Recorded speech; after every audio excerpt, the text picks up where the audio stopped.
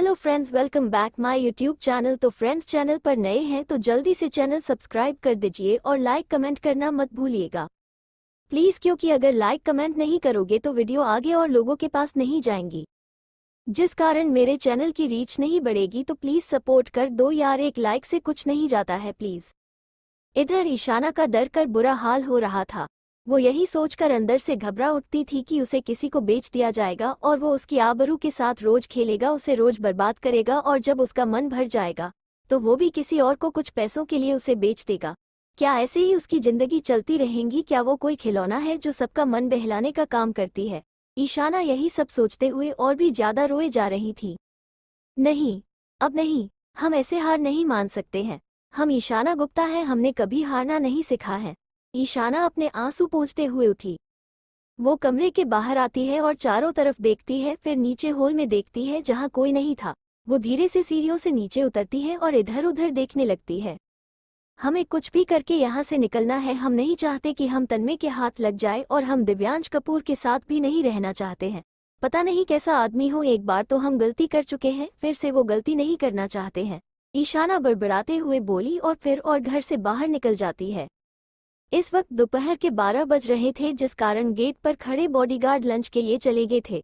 और वैसे भी दिव्यांश का ये पेंट हाउस 49 फ्लोर पर था, इसलिए यहाँ वैसे भी ज्यादा डरने वाली बात नहीं थी। ईशाना गेट से बाहर निकलती है और इधर उधर देखकर जल्दी से लिफ्ट की तरफ भाग जाती है। वो जल्दी से फर्स्ट फ्लोर पर क्लिक करती है। ईशाना ने अपने चेहरे को दुपट्टे से ढक रखा था। वो नीचे आती है, वो बाहर की तरफ निकल जाती है। इधर जब मैरी ईशाना के कमरे में उसे खाना देने जाती है तो वो ईशाना को कमरे में ना देखकर घबरा जाती है और जल्दी से दिव्यांश को फोन लगा देती है। क्या वो ऐसे कैसे जा सकती है? घर पर इतनी टाइट सिक्योरिटी होने के बावजूद वो बाहर कैसे निकल गई? दिव्यांश चिल्लाते हुए बोला। सर, वो उस वक्त सब लोग लंच करने के लिए बाहर गए थे। मैरी अपनी सफाई देते हुए बोली। मैं आप सबको अपने घर की देखभाल करने के लिए सैलरी देता हूँ, ना कि ऐसे घूमने के लिए सबको डिसमिस करो। और हाँ, मैं चाहता तो आपको भी कर सकता था, पर ये आपकी पहली गलती है। ये सोचकर मैं आपको छोड़ रहा हूँ, आइंदा से ये गलती ना हो। Are you understand? इतना बोलकर दिव्यांश फोन रख देता है।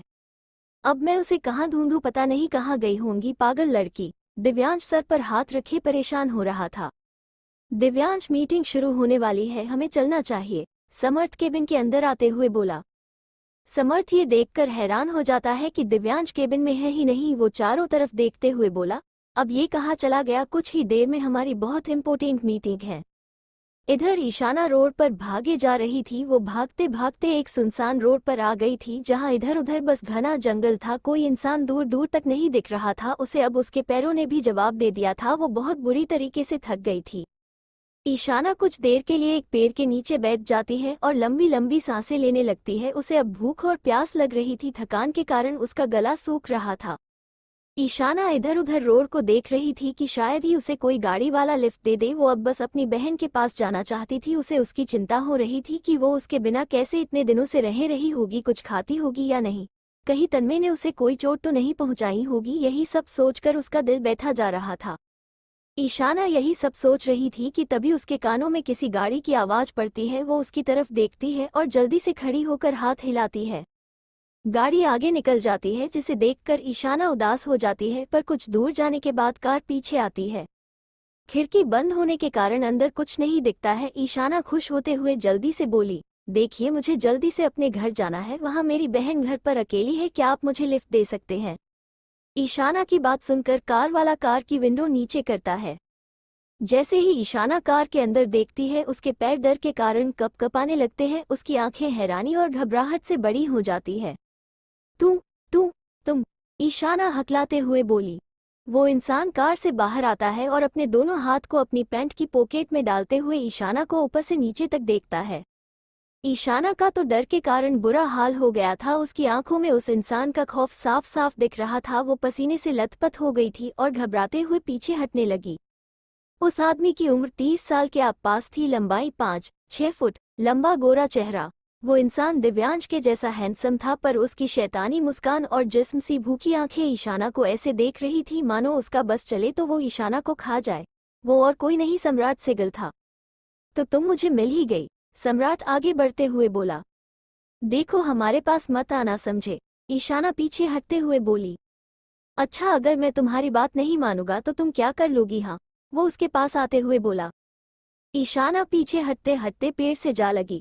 उसके होंठ डर के कारण कांप रहे, आंखों में एक अनजान सा डर और घबराहट पसर गई थी। वो बस मन ही मन भगवान से प्रार्थना कर रही थी कि कोई तो उसे इस हैवान से बचा ले। कितनी मुश्किल से वो इससे बचकर इसके चंगुल से निकल पाई थी, पर किस्मत ने फिर वही रास्ते पर खड़ा कर दिया था। सम्राट उसकी कलाई को कसकर पकड़ता है और गुस्से में अपने दांत पीसते हुए बोला, तुमने सोच भी कैसे लिया मुझसे बचकर निकल जाओगी? हमारा हाथ छोड़ो, हमें दर्द हो रहा है। देखिए, हमारी आपकी कोई दुश्मनी नहीं है और हम आपको नहीं जानते हैं। ईशाना अपने हाथ को छुड़ाने की कोशिश करते हुए बोली। हाँ है, तुम मुझे नहीं जानती हो। चलो मैं याद दिलाता हूँ। याद करो, एक हफ्ते पहले तुम और तुम्हारा धोखेबाज बॉयफ्रेंड एक रेस्टोरेंट में गए थे। और तेरे कमीने बॉयफ्रेंड, क्या नाम था उस कमीने का? हाँ, तन्मय राठौड़। सम्राट उसे घूरते हुए बोला। तन्मय का नाम सुनकर ईशाना की आंखें हैरानी और घबराहट से बड़ी हो जाती है। वो फिर से कांपने लगती है। उसकी आंखों में साफ दिख रहा था कि तन्मय के नाम से ही वो डर गई थी। सम्राट शैतानी मुस्कान मुस्कुराते हुए बोला, उस कमीने जिस इंसान को तुझे बेचने की डील की थी वो मैं ही हूँ, सम्राट सेगल। ईशाना डर से कांप रही थी। वो अंदर ही अंदर मन दिव्यांश को याद कर रही कि काश वो कहीं से आ जाए और उसे इस शैतान से बचा ले। पर शायद मेरी बदकिस्मती थी या तुम्हारी खुशकिस्मती थी कि उसने आज सुबह ही वो डील कैंसिल कर दी। सम्राट गुस्से से उसे घूरते हुए बोला। ईशाना अपना हाथ छुड़ाने की कोशिश कर रही थी। उसने उसे कोई जवाब नहीं दिया और वो कहती भी क्या कि जिससे उसने प्यार किया था, जिसे उसकी इज्जत को संभालना था, वही इंसान उसकी इज्जत बेचने पर लगा था। सम्राट फिर मुस्कुराते हुए उसके पास गया और उसके चेहरे के पास अपना चेहरा ले जाते हुए धीरे से बोला, पर शायद आज मेरी किस्मत मेरा साथ दे रही है जो तुम मुझे यहाँ मिल गई। मैं तो तुम्हें देखकर ही तुम्हारा दीवाना हो गया हूँ। बस किसी तरह मैं तुम्हें पाना चाहता हूँ। ईशाना उसके सीने पर धक्का देती है और उससे पीछे हटते हुए बोली, कभी नहीं, हम मर जाएंगे पर तुझ जैसे इंसान को हम अपने शरीर से खेलने नहीं देंगे। इतना बोलकर ईशाना उसके मुंह पर चाटा मार देती है। सम्राट अपनी जलती हुई नजरों से ईशाना को घूर रहा था। उसने एक हाथ अपने गाल पर रखा और दूसरे ही पल उसने गुस्से से मुट्ठी बंद कर ली और एक जोरदार थप्पड़ ईशाना के गाल पर दे दिया। ईशाना इस थप्पड़ को बर्दाश्त नहीं कर पाई और नीचे जमीन पर गिर गई। उसके गोरे और सुंदर गाल पर सम्राट की 5 उंगलियां छप गई थी। ईशाना ने अपने सर पर हाथ रख लिया और उठने की कोशिश करने लगी, पर उसका सर बुरी तरीके से चकरा रहा था। उसे ऐसा लग रहा था जैसे पूरी दुनिया घूम रही है। वो अपने दोनों हाथ अपने सर पर रख लेती है। तभी सम्राट पीछे से उसके खुले और मुलायम बालों को कसकर पकड़ लेता है, जिस कारण ईशाना के सर में दर्द होने लगती है और वो अपना हाथों को अपने बालों से छुड़ाने की कोशिश करने लगती है। ईशाना के ना चाहते हुए भी आंखों में आंसू आ जाते हैं, पर वो पूरी कोशिश कर रही थी जिससे उसके आंसू बाहर ना आ सके। वो नहीं चाहती थी कि वो इस शैतान के सामने कमजोर दिखे। रोड पर भी सन्नाटा पसरा हुआ था, क्योंकि अब शाम होने लगी थी और इस रोड के दोनों तरफ घना जंगल था जिसमें चोर बदमाश डेरा जमाए रहते थे, जिस कारण लोग कम ही इस रोड से निकलते थे। तुम्हारी इतनी हिम्मत कि तुमने मुझ पर हाथ उठाया। सम्राट सेगल पर तुझ जैसी लड़कियों को ये सम्राट सेगल कपड़ों की तरह बदलता है। सम्राट उसके बालों को और कसकर पकड़ता है और गुस्से में दांत पीसते हुए उसके कान के पास जाकर धीरे से बोला, छोड़ो हमें कमीने। ईशाना छटपटाते हुए बोली, छोड़ दूंगा, छोड़ दूंगा। इतनी भी क्या जल्दी है, पहले इस थप्पड़ का बदला तो ले लूं। इतना बोलकर सम्राट उसे बालों से घसीटते हुए जंगल के अंदर ले जाने लगता है। ईशाना अपने पैरों को जमीन पर रगड़ रही थी। उसके आंखों से आंसू निकल रहे थे और वो मदद के चिल्ला रही थी, पर उस सुनसान रास्ते पर कोई नहीं था उसकी मदद के लिए। सम्राट ने उसके बालों को छोड़ दिया और धीरे धीरे अपने शर्ट की बटनें खोलते हुए उसके पास आ रहा था और ईशाना अपने हाथों की मदद से पीछे खिसकते जा रही थी। सम्राट ने उसके बालों कसकर पकड़ लिया और जिससे ईशाना का चेहरा ऊपर हो गया था। बेतहाशा दर्द से उसकी आंखें लाल हुई थी और आंखों से आंसू निकलते जा रहे थे। उसकी हालत ऐसी थी कि बिन पानी की मछली। वो किसी भी हालत में सम्राट से हारना नहीं चाहती थी।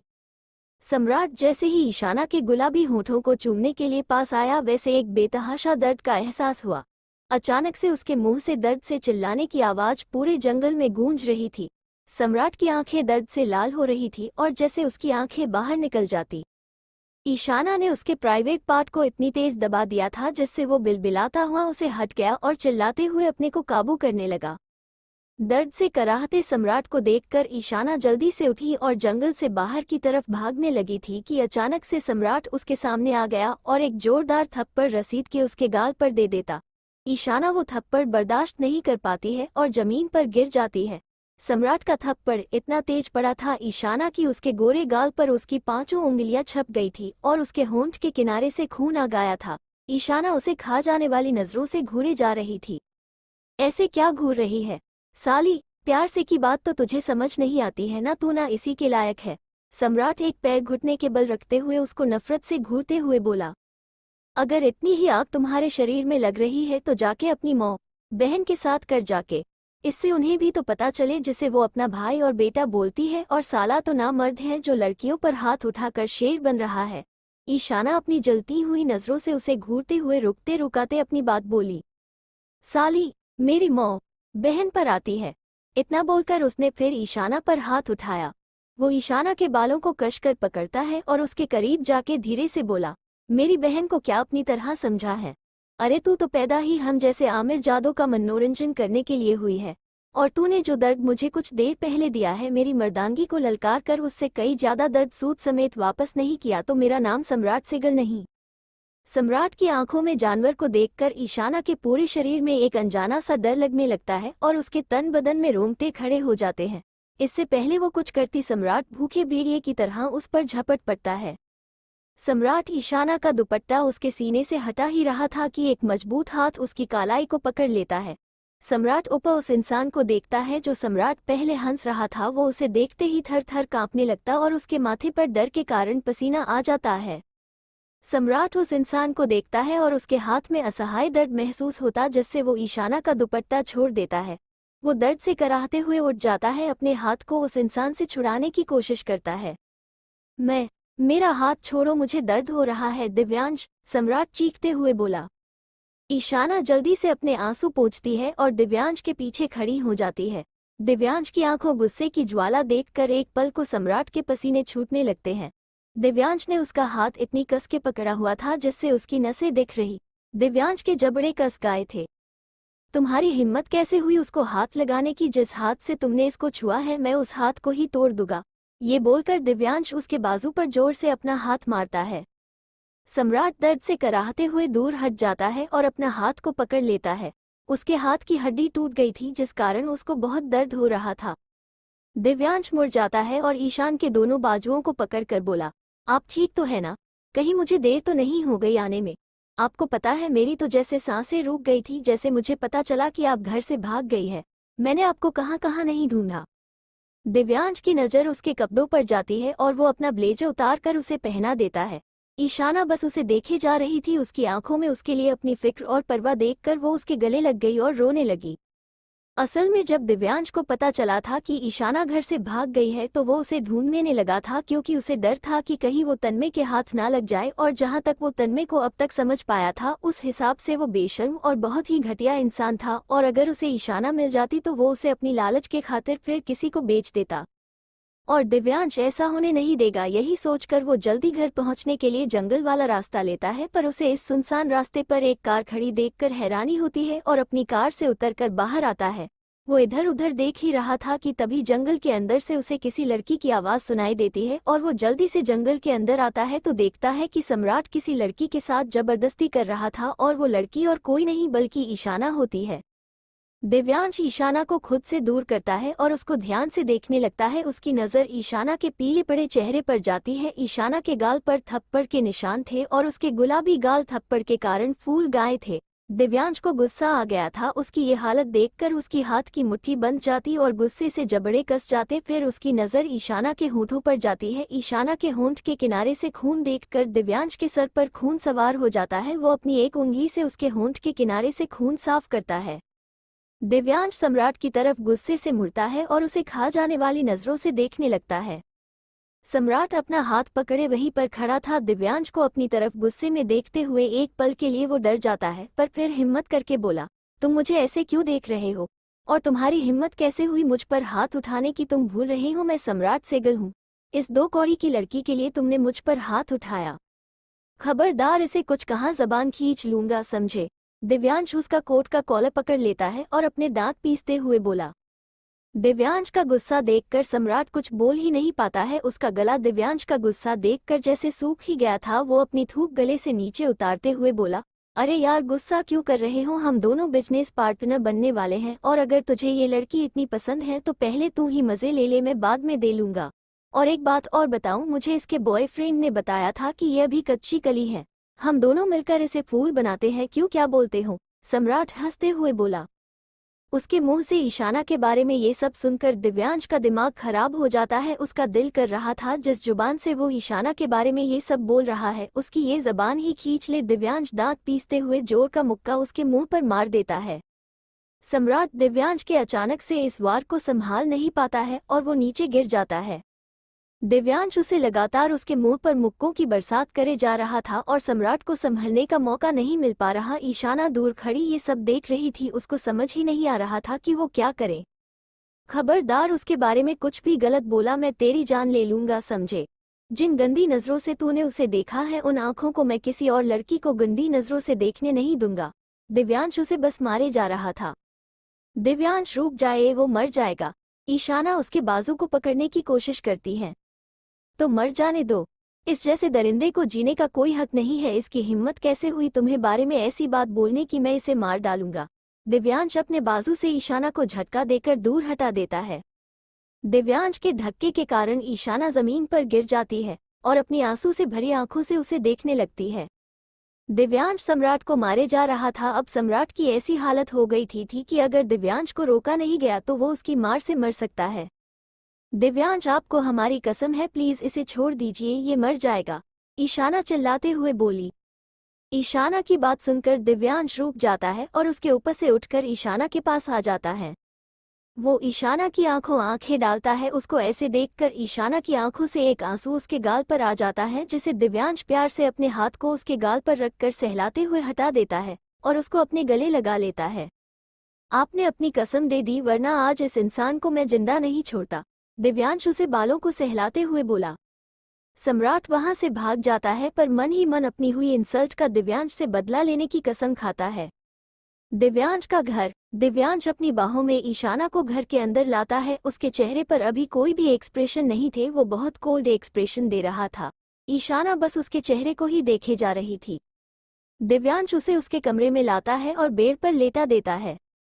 वो वहां से जाने लगता है तो ईशाना उसका हाथ पकड़कर उसे रोक लेती है। कुछ भी चाहिए तो मैरी को बुला लीजिएगा और अभी डॉक्टर आती होगी आपका चेकअप करने। अगर वो बोलती है कि आपको कुछ दिन आराम करना है तो आप कुछ दिन यहाँ आराम कर लीजिएगा और उसके बाद आप जहाँ जाना चाहती है जा सकती हैं।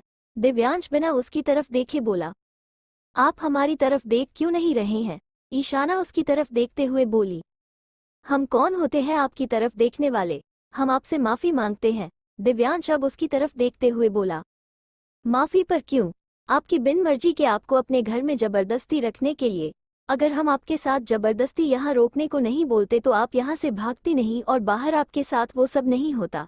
ये सब मेरी गलती है, मुझे माफ कर दीजिए और आप चाहें तो कल परसों में आप यहाँ से जा सकती हैं, कोई नहीं रोकेगा आपको।